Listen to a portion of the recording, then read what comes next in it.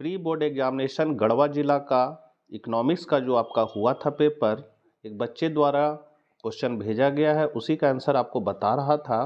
First part के video में हम लोगों ने ऑब्जेक्टिव और अति लघु उत्तरीय प्रश्नों के उत्तर को देख लिया था। सेकंड पार्ट के वीडियो में हम लोग लघु उत्तरीय और दीर्घ उत्तरीय प्रश्नों के उत्तर को देखेंगे। इस बार मॉडल क्वेश्चन जैक द्वारा नहीं निकाला जाएगा, जिला में ही शिक्षकों द्वारा तैयार किया जाएगा।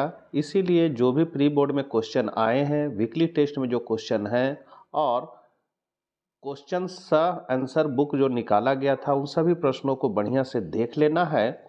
परीक्षा उपयोगी सारे फाइनल परीक्षा के लिए रहेंगे। तो चलिए हम लोग देर न करते हुए शुरू करते हैं। चैनल पर पहली बार है तो जरूर सब्सक्राइब कर ले। तो आपका 39 नंबर क्वेश्चन है, अधिमान वक्र की सहायता से उपभोक्ता संतुलन की व्याख्या कीजिए। तो अधिमान वक्र द्वारा उपभोक्ता संतुलन जो है 1939 ईस्वी में J.R. हिक्स द्वारा वैल्यू एंड कैपिटल में दिया गया था। इसमें उपभोक्ता संतुलन के लिए दो बातों को जानना आवश्यक है। सबसे पहला है तटस्थता मानचित्र और दूसरा है तटस्थता रेखा। तटस्थता मानचित्र हम लोग किसको कहते हैं? तो तटस्थता मानचित्र होता है उदासीन वक्रों के समूह को। ये क्या है आपका उदासीन वक्र, इसको हम लोग IC1 IC2 कह सकते हैं। तो उदासीन वक्रों के समूह को हम लोग उदासीन मानचित्र कहते हैं। और कीमत रेखा क्या हो जाएगा? तो ये है कीमत रेखा। ये कीमत रेखा बताता है कि उपभोक्ता के बाद जो साधन है वो सीमित है, उपभोक्ता इसी के अंडर तक अपनी खरीदारी कर सकता है, इससे ऊपर नहीं जा सकता है। तो ये दो बातें हैं उपभोक्ता संतुलन के लिए, पहला तटस्थता मानचित्र और दूसरा कीमत रेखा। अब संतुलन के शर्त, तो संतुलन की दशा में उपभोक्ता का उदासीन वक्र कीमत रेखा को स्पर्श करेगा। कहने मतलब है कि जिस बिंदु पर यह कीमत रेखा है और उदासीन वक्र जिस बिंदु पर स्पर्श करते हुए जाएगा, मतलब यहाँ स्पर्श कर रहा है, यही आपका उपभोक्ता संतुलन का बिंदु होगा। मतलब दो शर्त होना चाहिए कि कीमत रेखा को उदासीन वक्र स्पर्श करते हुए जाना चाहिए, संतुलन का शर्त है। संतुलन बिंदु पर संतुष्टि अधिकतम तब होगी जब x वस्तु की y वस्तु की सीमांत प्रतिस्थापन दर x की कीमत और y वस्तु कीमत के बराबर हो जाए, अर्थात MRS XY बराबर PX बट्टा PY हो जाए। तटस्थता वक्र मूल बिंदु के प्रति उन्नतोदर होना चाहिए, अर्थात संतुलन बिंदु पर सीमांत प्रतिस्थापन दर घटती हुई होनी चाहिए। इसका मतलब है, इस चित्र में आप देख सकते हैं, यहाँ पर जो ये रेखा है ये है आपका बजट रेखा, ये है आपका उदासीन रेखा। ये मूल बिंदु की ओर क्या हुआ है? उठा हुआ है। और इसका जो प्रतिस्थापन का जो दर है वो घटते हुए, जैसे कैसे घटते हुए होगा कि यहाँ से अगर हम लोग लाइन लेंगे इस बिंदु से इसे मिला के, तो देखिए शुरू में ये ज़्यादा है, ये लाइन का दूरी क्या है? ज़्यादा है। सेकेंड बार में क्या हो गया? यहाँ पर कम हो गया। इसी को कहते हैं घटता हुआ प्रतिस्थापन की सीमांत दर। जो यहाँ पर इस बिंदु को कहा गया सीमांत प्रतिस्थापन दर घटती हुई होनी चाहिए, तो यही है कि घट रहा है। और ये संतुलन का शर्त है कि मूल बिंदु की ओर क्या होना चाहिए? उत्तल होना चाहिए। ये मूल्य रेखा को या कीमत रेखा को उदासीन वक्र क्या होना चाहिए? स्पर्श करना चाहिए। तो स्पर्श किस बिंदु पर हो रहा है? तो आपका ई बिंदु पर होता है। ई बिंदु जो है वो कंज्यूमर इक्विलिब्रियम पॉइंट है, मतलब संतुलन का बिंदु है। यहाँ पर पता चलेगा कि y वस्तु इतना और x वस्तु का इतना उपभोग कर रहा है। तो रेखा चिन्ह में उपभोक्ता संतुलन ई बिंदु पर होगा, जहां कीमत रेखा AB को उदासीन वक्र IC1 स्पर्श कर रहा है। कीमत रेखा कौन है? तो ये जो है वो कीमत रेखा है। अगला है अर्थव्यवस्था की केंद्रीय समस्याओं का वर्णन करें। तो अगर पूंजीवादी अर्थव्यवस्था की केंद्रीय समस्या पूछेगा तो क्या, कैसे, किसके लिए है, और अर्थव्यवस्था की केंद्रीय समस्या पूछेगा तो ये है पहला कि साधनों से किन वस्तुओं का तथा कितनी कितनी मात्रा में उत्पादन किया जाए, साधनों के आवंटन की समस्या, ये पहला समस्या है। दूसरा है वस्तुओं का उत्पादन कैसे किया जाए, उत्पादन तकनीकों के चुनाव की समस्या, मतलब हम श्रम प्रधान तकनीक का प्रयोग करें कि पूंजी प्रधान तकनीक का प्रयोग करें, ये एक समस्या आ जाती है। दूसरा है समाज में वस्तुओं का वितरण किस प्रकार हो, राष्ट्रीय उत्पादन के वितरण की समस्या। फिर है क्या साधनों का कुशलता से प्रयोग हो रहा है, कल्याण अधिकतम करने की समस्या। फिर क्या समस्त उपलब्ध साधनों का पूर्ण रूप से उत्पादन के लिए प्रयोग हो रहा है, साधनों के पूर्ण प्रयोग अथवा रोजगार की समस्या। और क्या अर्थव्यवस्था की उत्पादन क्षमता तथा राष्ट्रीय आय में वृद्धि हो रही है, आर्थिक विकास की समस्या। शॉर्टकट में हम लोग इसको याद रखेंगे। पहला समस्या है साधनों के आवंटन की समस्या, दूसरा तकनीक के चुनाव की समस्या, फिर है राष्ट्रीय उत्पादन के वितरण की समस्या, कल्याण अधिकतम करने की समस्या, फिर है साधनों की पूर्ण प्रयोग अथवा रोजगार की समस्या और आर्थिक विकास की समस्या। ये अर्थव्यवस्था की समस्याएं हैं। अगला क्वेश्चन है, बहुत हिट क्वेश्चन है ये, परिवर्तनशील अनुपात का नियम इनके 3 अवस्थाओं को बताए। इसको हम लोग विविध अनुपात के नियम से भी जानते हैं, क्वेश्चन में रह सकता है विविध अनुपात नियम की सचित्र व्याख्या करें, इस तरह भी रह सकता है। तो इसका आंसर है कि जब उत्पादन का केवल एक साधन परिवर्तनशील होता है तथा अन्य साधन स्थिर हो तो साधन को बढ़ाने से उत्पादन पहले बढ़ता है, उसका स्थिर अनुपात में बढ़ता है और अंत में घटने लगता है। इसका फॉर्मूला है y बराबर function of v into F, जिसमें y जो है वो उत्पादन को बता रहा है, v है परिवर्तनशील साधन को बता रहा है। परिवर्तनशील साधन कौन होगा मेरा, तो पूंजी और श्रम जो है वो परिवर्तनशील साधन, f जो है वो स्थिर साधन है। f जैसे भूमि हो गया, उद्यम हो गया, ये स्थिर साधन हो गया। और यहाँ पर जो आप f देख रहे हैं ये फलनात्मक संबंध को बता रहा है। अब है यहाँ पर इस चित्र को हम लोग देखेंगे तो इस चित्र में शुरू में क्या होता है, कुल उत्पादन तेजी से बढ़ता है, यहाँ पर फिर घटते हुए दर से बढ़ता है। घटते हुए दर से बढ़ने का मतलब है जैसे पहले 10, 10 के बाद बढ़ गया 20, 20 के बाद बढ़ गया 30, सॉरी सबसे पहले बढ़ा 10, 10 के बाद बढ़ा 20, 20 के बाद बढ़ गया 50, फिर बढ़ा 60। तो यहाँ पर देखिए बढ़ने का जो क्रम है 10 बढ़ा, यहाँ पर कितना 30 बढ़ गया, उसके बाद फिर घट गया, कितना बढ़ा 10 ही बढ़ा। तो इसका मतलब इसको बढ़ तो रहा है लेकिन बढ़ने का जो क्रम है वो क्या हुआ, घट गया, 10 ही घटा। तो यहाँ पर ये जो है वो घटते हुए दर से बढ़ना कहलाता है। यहाँ पर स्थिर रहता है और फिर कुल उत्पादन घटने लगता है। तो यहाँ पर जो आप देख रहे हैं यहाँ से यहाँ जो तेजी से भागता है ये प्रथम अवस्था कहलाएगा। कहने मतलब है के एन का बाईं ओर का भाग प्रथम अवस्था। दूसरा है कि आपका जो एन के और टी एस के बीच का जो दूरी है यहाँ पर जहाँ स्थिर रहता है वहाँ पर दूसरी अवस्था होगा, और जहाँ से कुल उत्पादन क्या होता है घटना शुरू कर देता है इधर आपका दाईं ओर तीसरी अवस्था कहलाएगा। तो यहाँ पर पहली अवस्था में क्या क्या होता है, तो पहली अवस्था में हम लोग देखते हैं, अच्छा कौन क्या है वो बता देते हैं। ये जो है वो है आपका, ये आपका कुल उत्पादन की रेखा है जो शुरू में तीव्र गति से बढ़ता है, फिर घटते दर से बढ़ता है और फिर घटने लगता है। ये औसत उत्पादन का रेखा है और ये सीमांत उत्पादन का रेखा है। अब इनकी अवस्थाएं क्या क्या है, तो प्रथम अवस्था में क्या होता है, हम लोग अवस्था देख लिए कहाँ से क्या क्या है। अब प्रथम अवस्था में क्या होगा, तो प्रथम अवस्था में कुल उत्पादन बढ़ता है, औसत उत्पादन बढ़ता है और सीमांत उत्पादन बढ़ता है। इसलिए इस अवस्था को उत्पत्ति वृद्धि नियम या लागत ह्रास नियम कहते हैं। यहाँ पर आप देख सकते हैं कि इस अवस्था में क्या होता है, तो कुल उत्पादन बढ़ता है, फिर नीचे आते हैं औसत उत्पादन क्या होता है, बढ़ता है, सीमांत उत्पादन बढ़ता है, औसत उत्पादन भी बढ़ता है। प्रथम अवस्था में क्या होता है कि इसको हम लोग उत्पत्ति वृद्धि नियम कहेंगे और लागत ह्रास, मतलब लागत कम लगा रहे हैं उससे ज़्यादा हमको फायदा हो रहा है, तो ये उत्पादन वृद्धि नियम हो जाएगा। दूसरी अवस्था में क्या होता है, सीमांत उत्पादन तेजी से घटने लगता है, औसत उत्पादन भी घटता है और कुल उत्पादन भी घटते हुए दर से बढ़ता है। यहाँ पर दूसरी अवस्था में कुल उत्पादन घटती हुई दर से बढ़ता है, सीमांत उत्पादन तेजी से घटता है और औसत उत्पादन घटता है। तीसरी अवस्था में क्या होता है, तो कुल उत्पादन घटना शुरू कर देता है, सीमांत उत्पादन शून्य हो जाता है और फिर यह ऋणात्मक हो जाता है और औसत उत्पादन घटने लगता है। यही अवस्था को यहाँ लिखा गया है। तो पहला अवस्था में हम लोग देख लिए। दूसरा अवस्था है कि दूसरी अवस्था में कुल उत्पादन घटती हुई दर से बढ़ता है, औसत उत्पादन अधिकतम होकर धीमी गति से बढ़ता है तथा सीमांत उत्पादन तीव्र गति से घटता है और शून्य हो जाता है। इसे उत्पत्ति समता नियम या लागत समता नियम कहेंगे। तीसरी अवस्था में कुल उत्पादन घटता है, औसत उत्पादन घटता है और सीमांत उत्पादन ऋणात्मक हो जाता है, इसलिए इसे उत्पत्ति ह्रास नियम या लागत वृद्धि नियम कहेंगे। अगला है पूर्ण प्रतियोगी फर्म का समान लाभ की स्थिति का सचित्र वर्णन करें। तो पूर्ण प्रतियोगिता, तो अल्पकाल में पूर्ण प्रतियोगिता के अंतर्गत जब फर्म की औसत आय औसत लागत के बराबर है तो इस स्थिति में फर्म शून्य या समान लाभ प्राप्त करती। कहने मतलब है 10 रुपया सामान बनाने में लगाएं और 10 ही रुपया में बेच रहे, तो ना फायदा हुआ ना नुकसान हुआ, जितना लगाएं उतना ही मिल रहा है, तो इसको हम लोग सामान्य लाभ कहेंगे। तो ये समान लाभ क्या कब होता है, तो जब मूल्य रेखा और औसत लागत का रेखा जो है वो आपस में बराबर हो जाते हैं। यहाँ स्पर्श करते हुए जा रहा है, ये सामान्य लाभ को बता रहा है।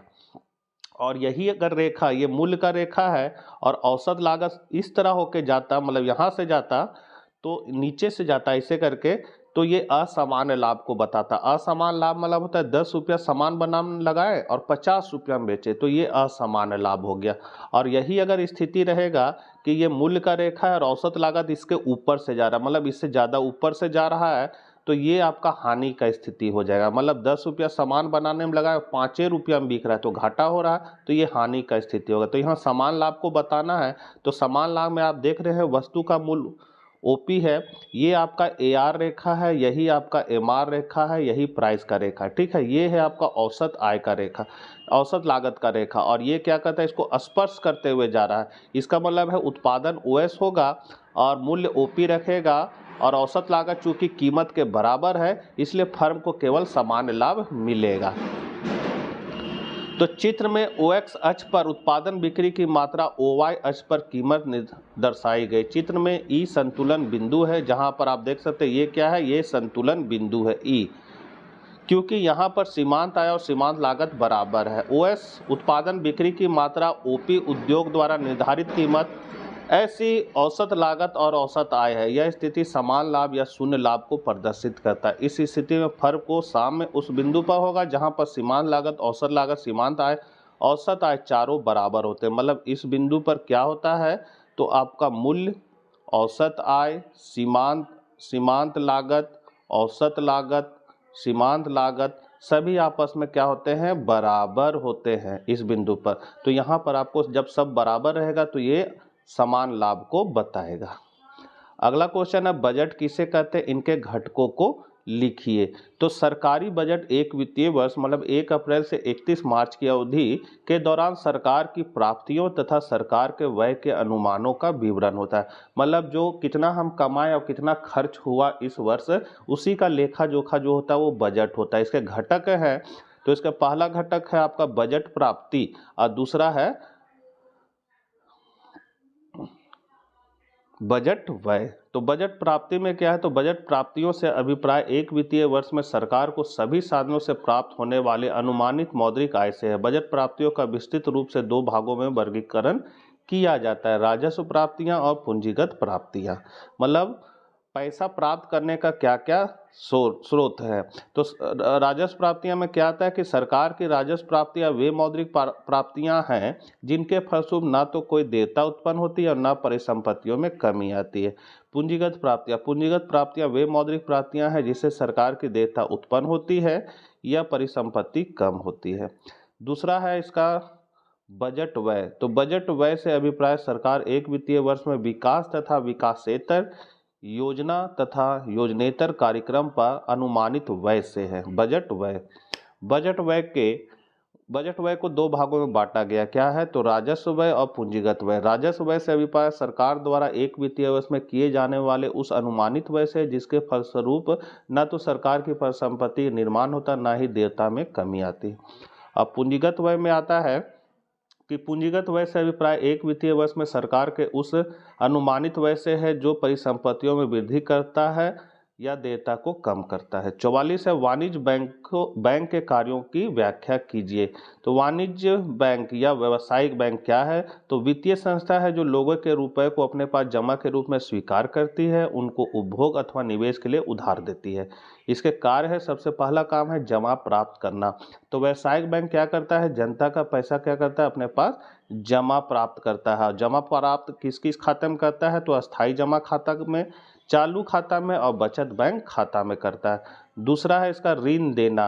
व्यावसायिक बैंक क्या करता है, ग्राहकों को ऋण की सुविधा उपलब्ध कराता है, ऋण देता है। बच्चों इसमें जैसे लिखा हुआ वैसे ही आप लोग लिखिएगा तो अच्छा नंबर आएगा, हम अपनी तरफ से इसको केवल समझा दे रहे हैं। तो दूसरा इसका काम है ऋण देना, जिसे ऋण किस किस रूप में दे सकता है, तो अधिविकर्ष के द्वारा, नगद साख द्वारा, ऋण एवं अग्रिम के द्वारा, विनिमय बिलों अथवा हुंडियों का बट्टा करना तथा याचना या अल्प सूचना ऋण देता है। उसके बाद इसका है समान उपयोगिता संबंधी कार्य, जिसमें आता है विदेशी विनिमय का क्रय विक्रय करना है, बहुमूल्य वस्तुओं की सुरक्षा है, साख प्रमाण पत्र एवं अन्य साख पत्रों को जारी करना, ग्राहकों को दूसरे के साख के बारे में जानकारी देना, व्यावसायिक सूचना तथा आर्थिक आंकड़े एकत्र करना, वित्तीय मामलों के संबंध में सलाह देना और मुद्रा को एक स्थान से दूसरे स्थान भेजने की सुविधा देना। उसके बाद है इसका एजेंसी संबंधी कार्य, जिसमें मुख्य काम है प्रतिभूतियों का क्रय विक्रय, ग्राहकों की ओर से भुगतान का काम करना, ग्राहकों के लिए भुगतान प्राप्त करना, चेक एवं अन्य साख पत्रों के भुगतान को इकट्ठा करना, प्रतिनिधि के समान कार्य करना और ग्राहकों की ओर से विनिमय बिलों को स्वीकार करना।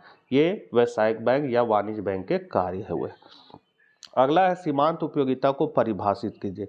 तो आय में वृद्धि के परिवर्तन के फलस्वरूप उपभोग में जो परिवर्तन के अनुपात को हम लोग उपभोग प्रवृत्ति कहते हैं। जैसे मान लीजिए आप 10 रुपया कमाए तो 10 रुपया में उपभोग पर कितना खर्चा किए, तो ये आपका आय और उपभोग में परिवर्तन का जो संबंध होगा उसी को हम लोग उपभोग फलन कहेंगे।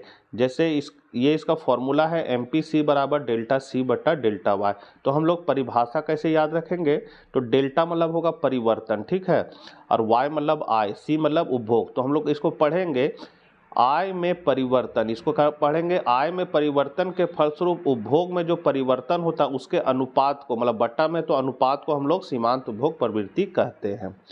अगला है आर्थिक वस्तु और निःशुल्क वस्तु का साधारण अंतर बताएं। तो आर्थिक वस्तु मतलब होता है जिसको हम लोग पैसा देके खरीदते हैं, पैसा देके उसका उपभोग करते हैं, उसको हम लोग आर्थिक वस्तु कहेंगे। और निःशुल्क वस्तु मतलब जो हमको फ्री में प्राप्त होते हैं, जैसे धूप, हवा, पानी, ये सब आपका निःशुल्क अथवा गैर आर्थिक वस्तु है। इसमें जैसे लिखा हुआ है बच्चों उसी तरह लिखिएगा आप लोग, मैंने अपने भाषा में इसे समझा दिया। अब आगे है, एक उपभोक्ता किसी वस्तु की कीमत 3 रुपया होने पर 40 इकाइयाँ खरीदता है।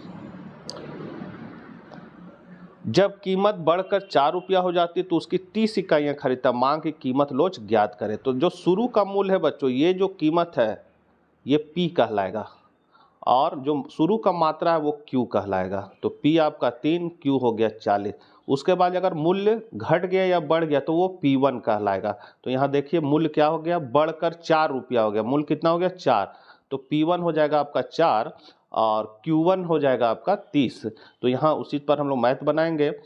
P का मान कितना ले लिए 3, शुरू का मूल्य था, फिर मूल्य बढ़कर हो गया 4, तो P1 कहलाएगा 4, शुरू का मात्रा है 40, फिर मात्रा घट गया, क्या है कि मूल्य बढ़ा तो मात्रा घट गया, तो ये Q1 30 कहलाएगा। उसके बाद हम लोग फॉर्मूला इसका देखेंगे, तो इसका ये फॉर्मूला है डेल्टा Q बटा Q बटा डेल्टा P बटा P। इसी को हम लोग, ये क्या है आपका भागा में है, और भागा को अगर हम लोग गुना में चेंज करेंगे तो यहाँ इस तरह ये फॉर्मूला बनेगा।